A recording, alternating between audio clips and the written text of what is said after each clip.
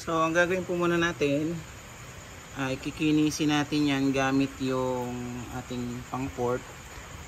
Kinisin muna natin yan ng pantay na pantay lang, and then saka natin kukunin yung clearance na saktong sakto lang doon sa neck nung ating starter motor. So by the way, ito pong bara ako, kahit po kickstart siya, hindi na po tayo mamumblema. May nakaabang po yan na tornilyuhan para doon sa ating starter motor. So ganyan po ang itsura, ganyan ko po nakuha yung pagkabilog niya. Yan po. So ganyan po dapat. Kaya hindi po yan basta-basta binubutasan.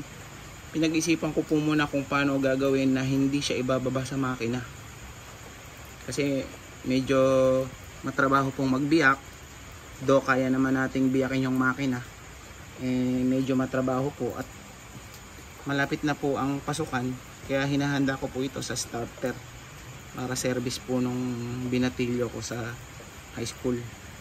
So update ko po kayo sa susunod na mga video kung naging successful ang ating pagko-convert ng starter from kick. So kick starter to electric starter. So bumili na rin po ako ng para dito yung hand switch. Mamaya ko na lang po ikakabit. So uunahin ko po muna yung pagkikinis ng butas at paglalapat po ng starter.